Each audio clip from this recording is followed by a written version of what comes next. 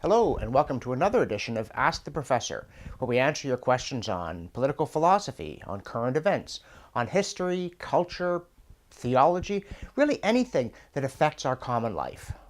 And sometimes we get questions that I just know will give way to a wonderful rant. Here's one from Bill. He says, "We have been hearing much talk about electoral reform in Canada. If not our present system, which electoral system would you prefer for a federal election? Or is our present system good enough?" First of all, I think our present system is good enough. There are all kinds of public policy problems in this country, but I can't think of a single one that arises from the fact that we elect MPs and provincial legislators through the first past the post system, which we have used essentially since Simon de Montfort's model parliament in 1265. It's a simple, robust system. Everybody understands it. It appeals to our natural sense of fairness, and it gives us choices in government because we really do get significant changes in the partisan coloration of legislatures and the executive branch, so we get to try things. So if we're not going to use this one, which one should we use?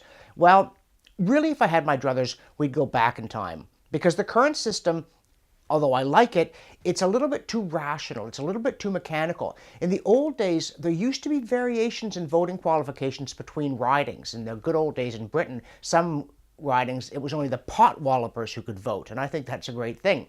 There were also university constituencies. Now, I don't think universities would, as a whole, elect the kind of MPs I'd like to see, but universities are real communities, and to have them represented, I think, made sense. There were also some ridings that actually had more than one MP. And it's not something you could really design, but as long as it had evolved historically, I think it made sense. And I want to give you a disquieting thought here because the franchise in Britain used to be very uneven and somewhat restricted. Not, interestingly enough, way back in the days of Simon de Montfort, but over time there were certain restrictions. And again, I wouldn't defend those today. But before the Reform Act of 1832, the very first one, representation was skewed. There were a lot of property qualifications. Large parts of the country were unrepresented. It all seems terribly unfair. And yet, all the great statesmen from British history came from the so-called rotten boroughs at some time or another. It was a kind of filtering process that created a more dynamic parliament that was less filled with people adept at slithering up the greasy pole.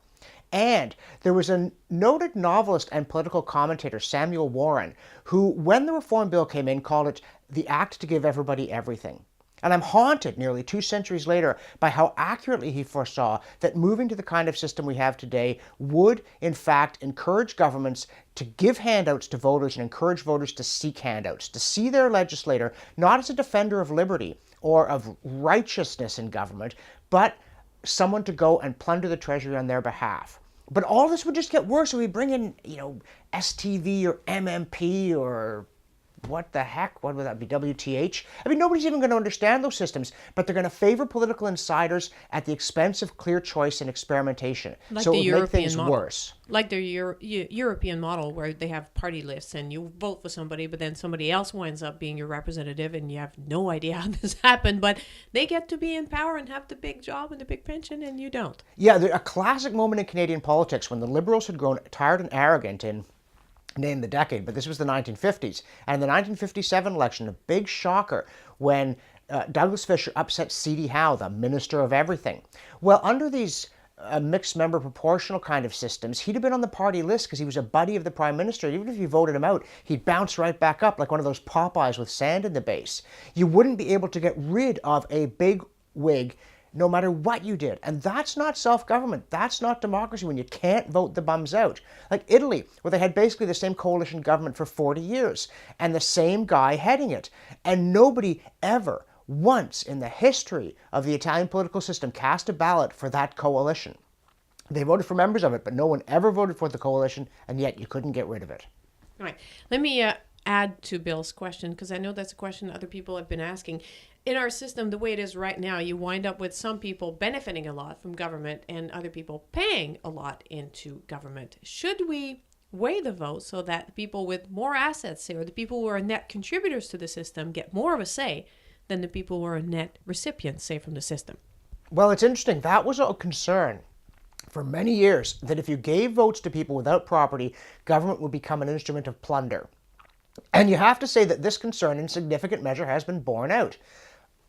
About half of people in most advanced countries don't pay any taxes. And of course, they're always voting for larger programs because they're always net winners, or so they think. That's a Mitt They're Romney wrong. question that you can't ask in public anymore, but it's still a true question. Yeah, and they're wrong because the result of all this big government is to crush the economy, and that hurts the poor worst. It stifles opportunity. They'd be much better off with a much smaller government.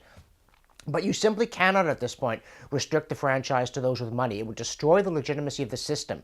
So what we need to do is convince everybody that it is wrong to vote yourself money you haven't earned. We actually have to get back to virtue, because if the people are not virtuous, no system of government can stop them from smashing the windows and grabbing money out of the treasury. No written constitution can keep a purely politically hedonistic people in check.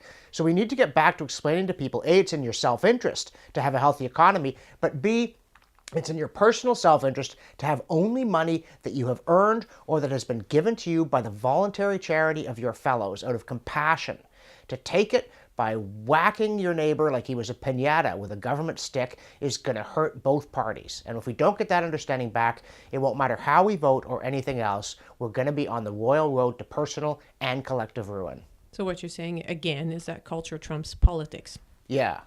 And you should not do bad things. It's never, you see these t-shirts, it's never a bad time to do the right thing. Well, that's true in politics just as it is in your personal life. All right. Well, thanks for that, folks. If you want to play along, look on your screen. There's a URL. You go there, and it will give you all the information you need to play if you want to ask a question of the professor. Thanks, and see you next time.